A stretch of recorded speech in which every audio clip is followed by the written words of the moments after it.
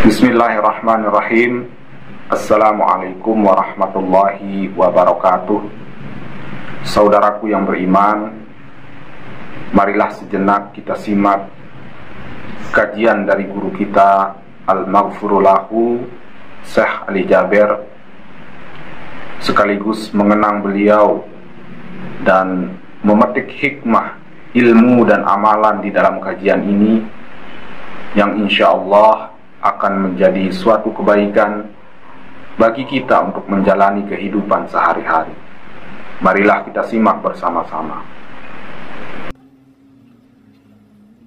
Saya ingat cerita seorang tua usia 60 tiba-tiba sakit malam hari, tidak bisa buang air. Dikasih obat, dikasih macam, tidak bisa buang air. Tidak bisa bertahan, dibawa lari ke rumah sakit. Begitu dilihat dokternya keadaannya, langsung ada keputusan dari dokter segera dioperasi. Kalau tidak, ini bisa mati. Kok bisa gara-gara buang air mati?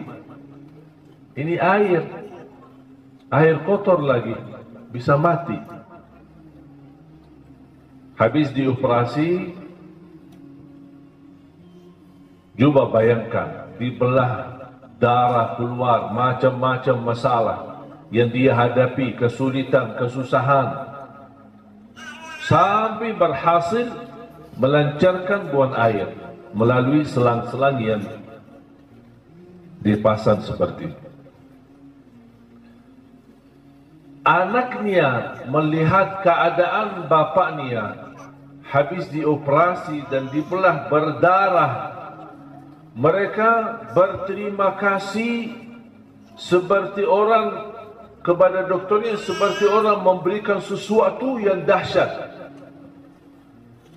Mereka datang kepada dokter, terima kasih Pak Dokter, terima kasih bantu ayah kami, terima kasih bisa lancar, terima kasih. Sampai biaya operasi dikasih 2 kali lipat. Kelebihannya buat Pak Dokter katanya, kami sangat senang atas upaya dan bantuan daripada dokter untuk membantu ayah kami supaya bisa membuang air. Tiba-tiba begitu peristiwa ini terjadi di depan mata orang tuanya, beliau menangis. Anaknya kaget, ayah kenapa nangis? Apa sakit lagi? Kata beliau, saya bukan sakit lagi, tapi aku heran terhadap perilaku anakku.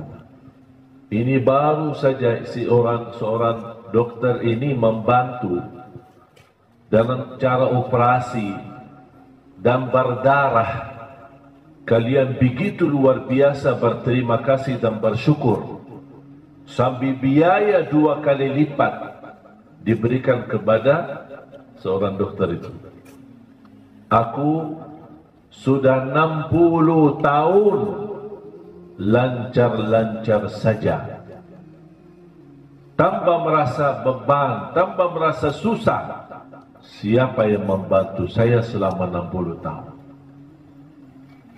Kalau kita hanya ingin bersyukur, berarti kita belum mampu tumpus syukur nikmat lancar buang air. Itu aja, satu belum selesai, belum lunas mensyukuri nikmat itu. Coba kalau saya hitung nikmat yang lain, nikmat berfikir, nikmat mata.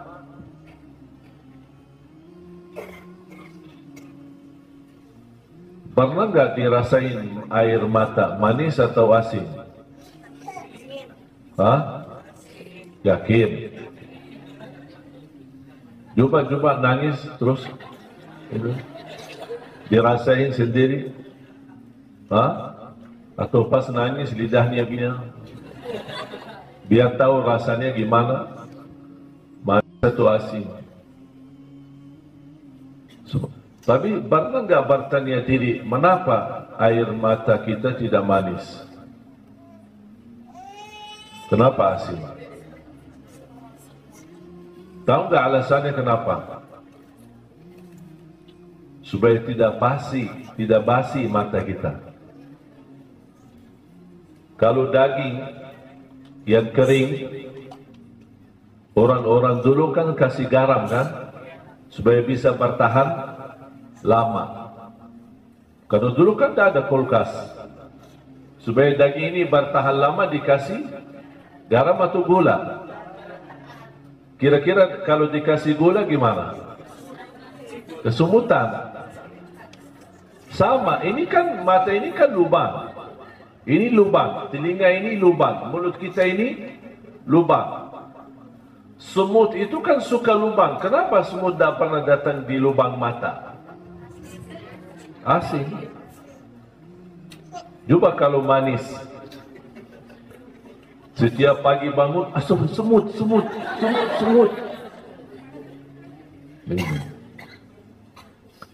Nikmat tak pernah kita sadari. Ada satu cerita disebutin oleh ahli tafsir. Ada seorang yang beribadah kepada Allah 500 tahun dari umat-umat terdahulu. Berapa tahun? 5. Tak pernah berbuat dosa. 500 tahun ibadah. Tak pernah ada satu dosa pun tak ada. Allah tanya sama dia, kamu masuk surga karena amalanmu atau karena rahmatku? Dia merasa bangga. Ya Allah, aku capek 500 tahun ibadah. Tak pernah saya membuat Allah murka. Tak pernah membuat Allah marah. Saya tidak pernah melanggar. 500 tahun saya ibadah tanpa merasa lelah, tanpa merasa capek. Pantas saya masuk surga karena amalanku 500 tahun. Allah ingin menunjukkan keadilannya. Karena tidak ada amalan yang bisa bawa kita ke surga. Enak-enak itu masuk surga tidak ada. Apa yang Allah janjikan, amalkan ini masuk surga. Rasulullah berkata amalkan ini dijamin masuk surga. Ini semua karena karunia rahmat dari Allah. Memberikan istilahnya promo, faham nggak promo? Allah kasih tawaran, mau nggak masuk surga? Promonya ini, amalkan ini. Barang siapa yang menjaga 12 rakaat sehari dan semalam, yang disebut oleh ulama sunnah qabliyah ba'diyah, totalnya 12 rakaat. Barang siapa yang menjaganya dapat rumah di dalam surga. Padahal kalau kita berfikir, ibadah belum tentu membawa kita ke surga. Tapi Allah yang menawarkan. Ketika Allah ingin menunjukkan kepada hamba yang merasa bangga karena dia beribadah 500 tahun dan bisa dia menjaminkan dirinya masuk surga, Allah kasih lihat berapa banyak nikmat yang aku berikan. Kamu akui, yakin, tahu nikmatnya banyak. Ayo coba kita timbang satu nikmat saja. Diambil oleh Allah nikmat matanya, ditaruh di timbangan, dan buku amalan 500 tahun di satu timbangan. Mana yang lebih berat? Nikmat mata. Ternyata ibadah 500 tahun belum mampu melunasi syukur nikmat mata.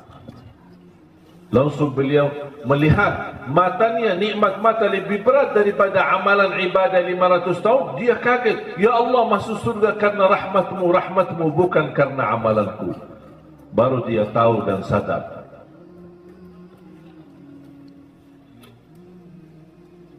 Makanya jemaah sekalian, ketika kita berkesempatan beramal, jangan tunda-tunda. Amal buat diri, amal buat orang lain, bermanfaat, kebaikan, jangan tunda-tunda. Ada uang 1000, ada kesempatan kita bisa sedekahin 1000, jangan ditunda. Karena belum tentu dapat kesempatan bersedekah. Bukan tidak ada jaminan dapat rezeki, bisa dapat rezeki. Tapi apakah setiap orang punya rezeki bersedekah? Belum tentu. Makanya ketika Anda berkesempatan beramal, jangan bagi macam alasan. Nanti insyaAllah kalau banyak rezeki, nanti kalau saya terima gaji, nanti kalau saya dapat pensiunan, nanti kalau saya dapat proyek, nanti kalau saya dapat. Tidak usah bagi bahasa nanti sama Allah. Ada kesempatan, contoh, kita lagi makan, melihat ada orang lapar. Jangan berbagai macam berfikir, ajak dia makan. Walaupun hanya yang ada, itu saja yang kita lagi makan. Ayo Pak, Bu, kita makan bareng. Mohon maaf, apa adanya. Ini sedekah yang luar biasa. Saya yakin Bapak Ibu semua ingat hadis wanita dari Bani Israel yang memberikan air minum kepada anjing. Tahu kan? Tahu nggak wanita itu siapa? Apakah waliullah? Wanita ulama? Salihah? Apa? Setiap hari kerjaannya zina. Tidak ada lain. Tidak ada lain. Berarti tidak punya kebaikan sama sekali. Cuba lihat kalau Allah memberikan anugerah, jemaah sekalian, bisa satu amal menjadi sebab berubah nasib kita. Yang hidup kita selalu dosa maksiat, tapi ketika berkesempatan beramal dan kita segera melakukan amalan itu, Allah menurunkan hidayah dan menjadi sebab berubah kehidupan kita. Dan nasib kita dari menjadi ahli neraka dirubah menjadi ahli surga. Allah lihat wanita, melihat perbuatannya, memberikan berapa sih harga air minum? Segelas air minum. Bahkan tidak ada gelas. Tidak ada gelas, tidak ada botol. Dia turun, habis dia minum sendiri, dia naik dari sumur air. Di atas, sebelum dia keluar, dia melihat anjing sedang haus. Dia kembali lagi. Dia berfikir, aku kembali lagi pasti susah. Syukur-syukur aku bisa naik dan selamat, tidak tenggelam, tidak jatuh di dalam. Dia tidak pakai berfikir lagi. Kalau kita bisa membuat banyak alasan, buat apa kok susah payah untuk turun lagi? Buat apa saya bisa jadi mati di dalam? Buat apa saya bisa jadi tenggelam? Buat apa? Banyak alasan kita bisa buat. Tapi dia tidak. Melihat di saat itu ada anjing haus, dia turun. Dalam payah, susah. Bagaimana sambil dia memegang sandalnya atau sepatunya dengan giginya, gigit. Digigit dalam giginya, turun, mengisi air, kemudian naik lagi. Dan memberikan air minum kepada anjing. Upaya dan amalan yang menunjukkan semangat dan kerja keras. Tak ada siapapun di saat itu. Dia bisa berkata, buat apa saya urusin anjing? Buat apa saya urusin binatang? Di padang pasir, di musim panas, aku aja turun susah payah untuk minum buat diri sendiri saja, untuk menangkap dan menghilangkan haus. Udah cukup, buat apa saya pikirin yang lain? Tapi dia tidak mau pakai alasan. Dia melihat di situ ada kesempatan beramal, tapi dia tidak tahu ternyata di belakang amalan yang dia lakukan, Allah ampuni segala dosanya, Allah tuliskan namanya menjadi ahli surga. Aduh, gara-gara anjing jadi ahli surga. Bagaimana kalau kita berilaku baik sama manusia bukan sama anjing? Kalau sama anjing yang kita tahu di dalam Islam anjing najis, anjing dagingnya haram, anjing tidak boleh dipelihara, bisa menghilangkan pahala yang banyak dari amalan dan pahala amalan kita. Ini anjing yang begitu posisinya di dalam ajaran Islam, tapi Allah menghargai orang yang memberikan kasih sayang kepada anjing. Bagaimana kalau istilahnya binatang yang lebih mulia lagi? Bagaimana kalau kepada manusia? Bagaimana lagi kalau sesama muslim? Makanya jamaah sekalian, ketika berkesempatan beramal, jangan bagi fikir. Begitu anda merasa tersentuh hati untuk menamalkan amalan ini, jangan tunda-tunda. Walaupun yang anda berikan hanya sedikit, karena Allah tahu, ya Allah maaf, inilah kemampuanku saat ini. Tak apa-apa, kasih aja. Subhanallah, begitu indah kajian yang disampaikan oleh guru kita Al-Maghfur lahu Syekh Ali Jaber. Semoga Allah memberikan kita kemudahan dalam setiap langkah mengerjakan kebaikan. Amin amin ya rabbal alamin. Salah satu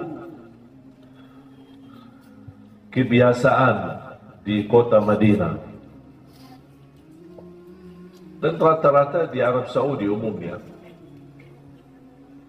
Maka saya bilang kota Madinah karena saya sendiri mengalami dan kita sendiri melakukan di masa saya sekolah.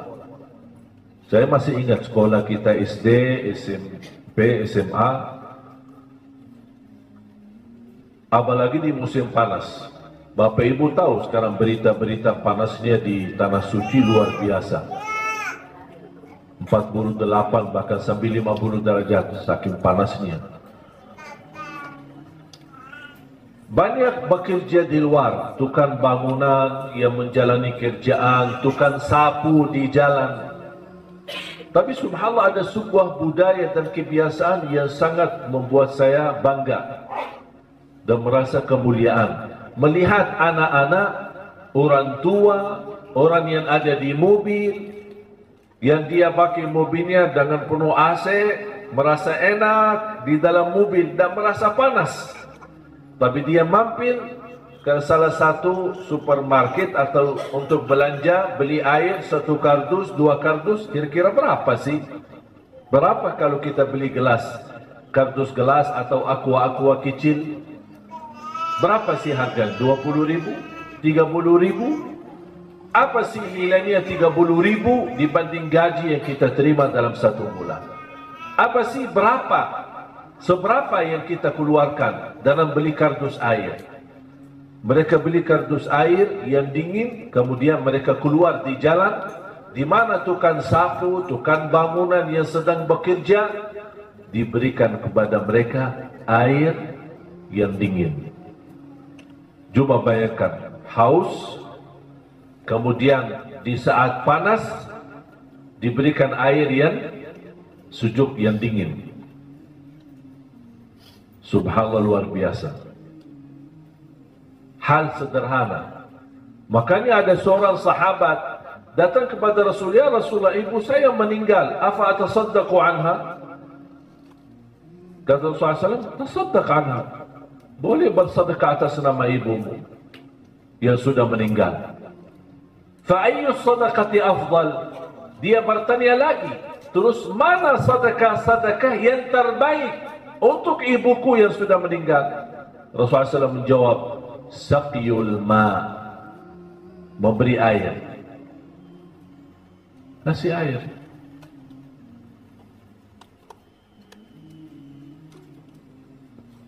Sederhana tapi luar biasa. Coba sebulan sekali, tidak usah banyak-banyak. Sebulan 1 kali beli kardus aqua, Dan sambil anda jalan, mau kemana, ketemu tukang sapu, kasih. Ketemu orang tukang sampah yang mendorong, ini dari mana-mana, jauh-jauh mereka sambil kerinang, kasih air. Itu kan kemampuan. Ada yang kemampuannya lebih besar, dia bisa kasih bok nasi misalnya, pas jam siang. Bok nasi, bok buat makanan pagi atau siang atau malam. Ini kembali kepada kemampuan kita masing-masing. Dan yang bisa menghilangkan haus seorang, insya Allah akan Allah hilangkan hausnya di hari kiamat. Jemaah sekalian dimuliakan Allah Subhanahu wa taala, karena sudah waktu, intinya kalau berkesempatan beramal, jangan tunda-tunda. Ada orang berkata, saya ingin beramal, tapi kemampuan saya terbatas, atau bisa dikatakan tidak punya kemampuan sama sekali untuk beramal. Alhamdulillah masih punya mulut untuk mengajak orang lain. Saya tidak bisa dengan harta sendiri, tapi saya bisa dengan mulut saya sendiri, mengajak orang lain yang saya kenal, yang barangkali kemampuannya lebih daripada saya. Itu juga akan terhitung sedekah atas namamu. Jadi bukan hanya orang yang mampu, kita juga mengajak orang lain, kita terlibat mendapatkan pahalanya. Makanya kita selalu wa ta'awanu 'alal birri wat taqwa, saling mengajak dalam kebaikan. Bukan hanya kita sendiri mengamalkan, tapi kita mengajak orang lain. Bahkan mengajak orang lain kita mendapatkan 2 kali lipat pahalanya buat diri kita. Dan karena kita mengajak orang lain, kita mendapatkan pahalanya. Waddalu 'alal khairi kafa'ili. Orang yang mengajak kebaikan sama seperti orang yang melakukan kebaikannya sendiri.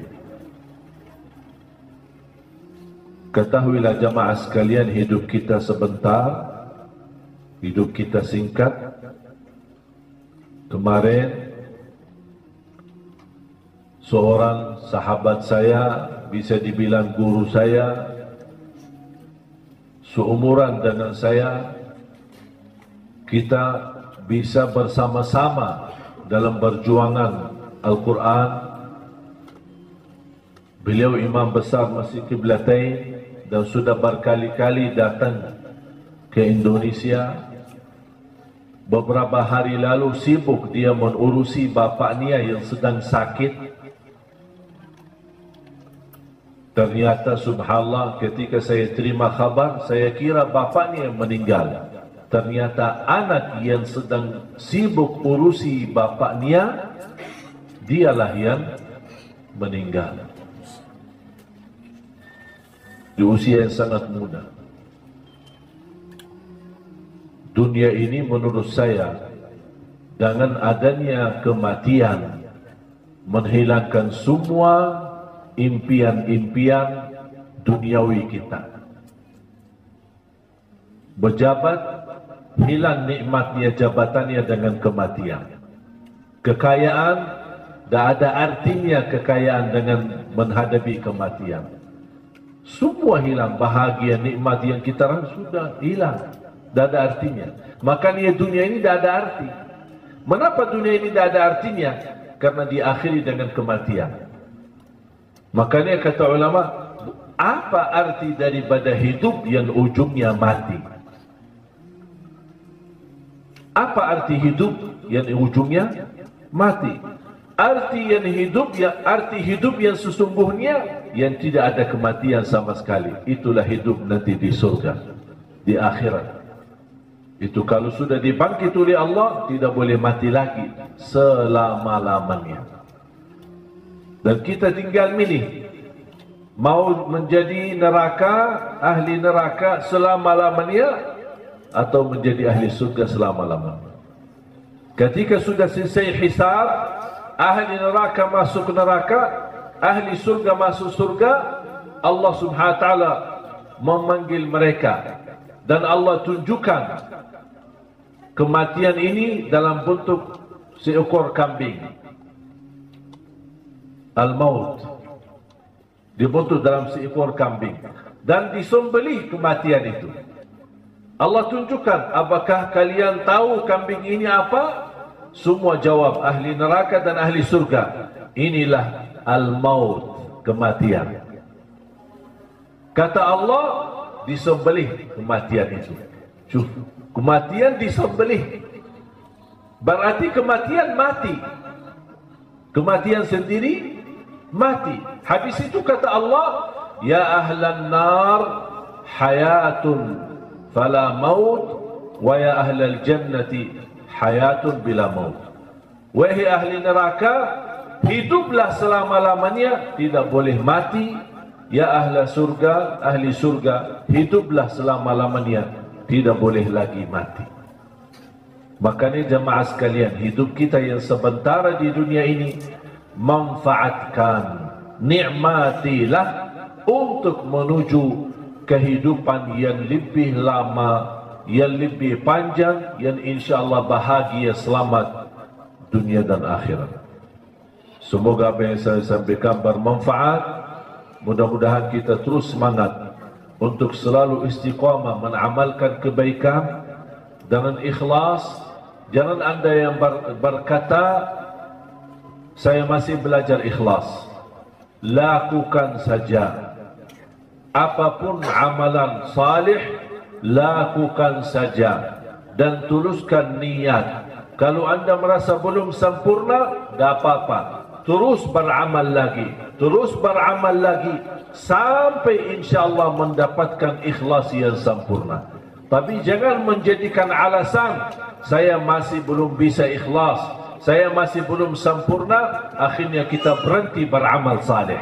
Jangan menjadi alasan. Belum bisa ikhlas, amal. Amal lagi, amal lagi, amal lagi, beramal lagi. Sampai insyaAllah ujung-ujungnya menjadi orang yang mampu dengan sempurna memberi yang terbaik dengan ikhlas. Qul inna salati wa nusuki wa mahyaya wa mamati lillahi rabbil alamin la syarika lah wa bidzalika umirtu ana minal muslimin. Semoga pertemuan ini membawa barakah untuk kita semua. Ilmu yang sama-sama kita belajar menjadi ilmu bermanfaat, dan mudah-mudahan diberikan oleh Allah kemampuan untuk terus istiqamah mengamalkan amal salih. Istiqamah sampai akhir hayat. Istiqamah sampai dipanggil oleh Allah Subhanahu wa ta'ala dalam keadaan husnul khatimah. Saya tutupi hadis Rasulullah sallallahu alaihi wasallam bersabda, Inna Allah idza ahabba 'abdan ista'malah. Qalu wa kayfa yasta'miluhu ya Rasulullah? قال يوفقه في عمل خير ثم يقبضه عليه. Ada seorang berkata, saya sering mendengar Syekh Abdul Aziz bin Baz rahimahullah selalu berdoa, Allahumma sta'milni fi ta'atik, Allahumma sta'milni fi ta'atik, Allahumma sta'milni fi ta'atik. Karena tujuan hadis ini, barang siapa yang dicintai oleh Allah, akan Allah membukakan jalan untuk beramal salih. Ketika dia beramal salih, di saat dia melakukan amal salih tersebut, Allah cabut nyawanya. Itu yang dimaksud, Allah menghantarkan kita kepada husnul khatimah. Kalau kita meninggal saat beramal salih, pasti itu tanda husnul khatimah. Makanya kita sering berdoa, Allahumma inna nas'aluka husnal khatimah, Allahumma inna nas'aluka husnal khatimah. Sama, ya muqallibal qulub thabbit qalbi ala dinik. Yang membola-balik hati, tetapkanlah hatiku atas agamamu ya Allah. Jadi kita terus beristiqamah berdoa, karena doa salah satu senjata menjadi upaya dan ikhtiar kita mendapatkan yang terbaik. بارك الله لكم وفيكم وعليكم، وأسأل الله سبحانه وتعالى ينفعنا بهذا المجلس. اللهم اغفر لنا ولوالدينا ولجميع المسلمين والمسلمات والمؤمنين والمؤمنات الأحياء منهم والأموات. اللهم علمنا ما ينفعنا وانفعنا بما علمتنا وزدنا علما وتقى.